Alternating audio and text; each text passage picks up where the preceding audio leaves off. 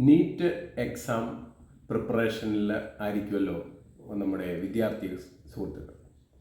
അപ്പോൾ അതിനെക്കുറിച്ചിട്ടുള്ള ഒരു വീഡിയോയാണ്. അപ്പോൾ സ്കിപ്പ് ചെയ്യാതെ കാണുക. കാര്യം എന്ന് പറഞ്ഞാൽ ഇപ്പോൾ ഒരുപാട് നീറ്റ് ആപ്ലിക്കേഷനകത്ത് കുറേ പ്രശ്നങ്ങൾ കാണുന്നുണ്ട്.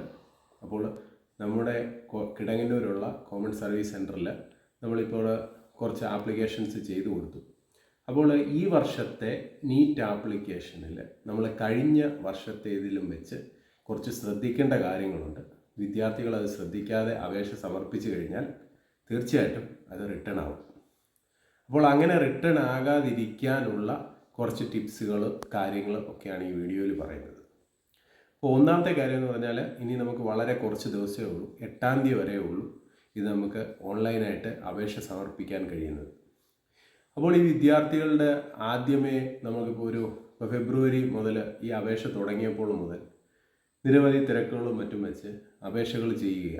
അപ്പോൾ ഒരു കാരണവശാലും നമ്മൾ ഒരു കാര്യം ആദ്യമായിട്ട് ഓൺലൈനിൽ വരുമ്പോൾ നമുക്ക് കുറച്ചൊരു ഗ്യാപ്പ് കൊടുക്കുക. ഏകദേശം ഒരാഴ്ചയെങ്കിലും ഗ്യാപ്പ് കൊടുത്തതിന് ശേഷം മാത്രം ചെയ്യാൻ ശ്രമിക്കുക. നമ്മൾ കിടങ്ങന്നൂരുള്ള കോമൺ സർവീസ് സെൻറ്ററിൽ നമ്മൾ കൃത്യമായിട്ട് ഇതിൻ്റെ കാര്യങ്ങൾ പഠിച്ചതിന് ശേഷം ഇപ്പോൾ മറ്റുള്ള അക്ഷയ സെൻറ്റർ, മറ്റുള്ള കോമൺ സർവീസ് സെൻറ്റർ തുടങ്ങിയവ ആദ്യം ചെയ്തതിന് ശേഷം അവരുടെ ഒരു ഗൈഡൻസ് എടുത്തുകൊണ്ട് നമുക്കറിയാവുന്ന 1-2 സ്റ്റുഡൻസിന് നമ്മളിത് ചെയ്തു കൊടുക്കും.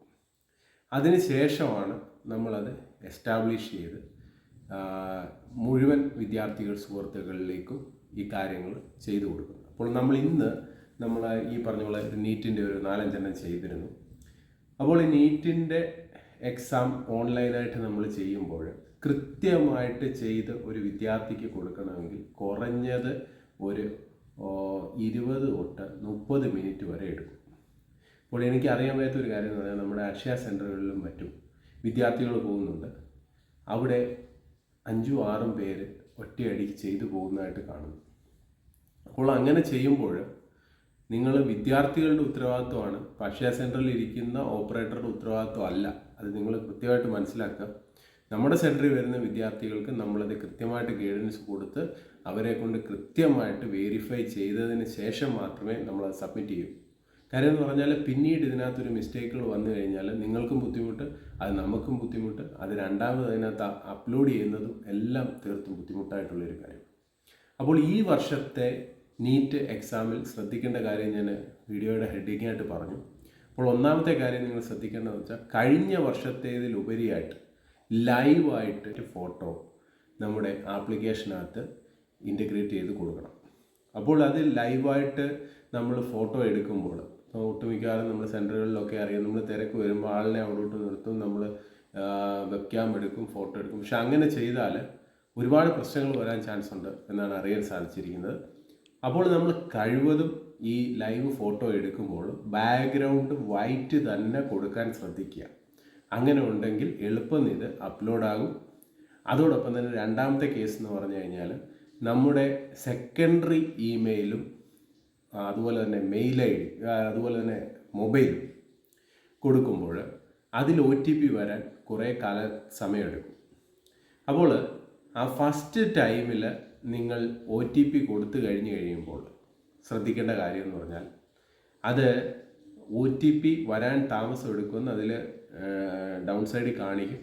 പക്ഷെ അത് ശ്രദ്ധിക്കാതെ പിന്നെ OTP കൊടുത്തു കഴിഞ്ഞാൽ ഒരുപക്ഷെ ആ ആപ്ലിക്കേഷൻ കംപ്ലീറ്റ് ആകാൻ ഒരുപാട് താമസം എടുക്കും. അപ്പോൾ 15 മിനിറ്റിന് ശേഷം അത് റീലോജിൻ ചെയ്തതിന് ശേഷം നിങ്ങൾ ചെയ്തു കഴിഞ്ഞാൽ ആ ആപ്ലിക്കേഷൻ കൃത്യമായിട്ട് സബ്മിറ്റ് ചെയ്യാവുന്നതാണ്. അതോടൊപ്പം തന്നെ പേയ്മെൻറ്റ് ചെയ്യുമ്പോൾ നമ്മൾ ആ മറ്റുള്ള വിൻഡോസുകളെല്ലാം ക്ലോസ് ചെയ്തതിന് ശേഷം ഇപ്പോൾ ഒരുപാട് അക്ഷയ കേന്ദ്രങ്ങളിലും അതുപോലെ തന്നെ ഓപ്പറേറ്ററുകൾക്കും വരുന്നൊരു പ്രശ്നമാണ് പേയ്മെൻറ്റ് സക്സസ് ആകുന്നില്ല എന്ന് പറഞ്ഞൊരു കേസ്. ഇപ്പോൾ നീറ്റിലെ പേയ്മെൻറ്റ് ചെയ്യുമ്പോൾ കഴിവതും ഇൻ്റർനെറ്റ് ബാങ്കിങ് വഴി തന്നെ നിങ്ങൾ അത് ചെയ്യുകയാണെങ്കിൽ തീർച്ചയായിട്ടും ആ പേയ്മെൻറ്റ് സക്സസ് ആവും. അപ്പോൾ ഇത് ചെയ്തതിന് ശേഷം കിട്ടുന്ന അക്നോളജ്മെൻറ്റ് പേപ്പർ നിങ്ങൾ കളയാതെ സൂക്ഷിച്ചു വെക്കുക. അതിൻ്റെ പാസ്വേഡ്, അതിൻ്റെ സെക്യൂരിറ്റി ക്വസ്റ്റ്യൻ തുടങ്ങിയവയെല്ലാം നമ്മളിവിടെ ചെയ്യുമ്പോൾ നമ്മളത് കൃത്യമായിട്ട് അതിൻ്റെ ബാക്കിൽ എഴുതി അതിൻ്റെ പ്രിൻ്റ് ഔട്ട് എടുത്ത് വിദ്യാർത്ഥികൾക്ക് കൊടുക്കും. ഒപ്പം അവരോട് ഇതിൻ്റെ ഗൈഡൻസും കാര്യങ്ങളും എല്ലാം പറഞ്ഞു കൊടുത്തിട്ടാണ് നമ്മൾ വിടുന്നത്. അപ്പോൾ നിങ്ങൾ വിദ്യാർത്ഥികൾ കൃത്യമായിട്ട് അതിന് ശേഷം നിങ്ങളുടെ മെയിൽ ചെക്ക് ചെയ്യുക, മൊബൈലിൽ നോട്ടിഫിക്കേഷൻ വരികയാണെങ്കിൽ കൃത്യമായിട്ട് അത് ചെയ്യുക. അതിനുശേഷം അതനുസരിച്ചിട്ടുള്ള കാര്യങ്ങൾ നിങ്ങൾ നീറ്റിൻ്റെ സൈറ്റിൽ അപ്ലോഡ് ചെയ്ത് കൊടുക്കുക. അപ്പോൾ ഈ വീഡിയോ നിങ്ങൾക്ക് ഇഷ്ടപ്പെട്ടിട്ടുണ്ടെങ്കിൽ തീർച്ചയായിട്ടും ഒന്ന് ലൈക്ക് ചെയ്യുക, ഷെയർ ചെയ്യുക, കമൻറ്റ് ചെയ്യുക. ഹൃദയപൂർവ്വം നിങ്ങളുടെ സ്വന്തം ST ചാനൽ.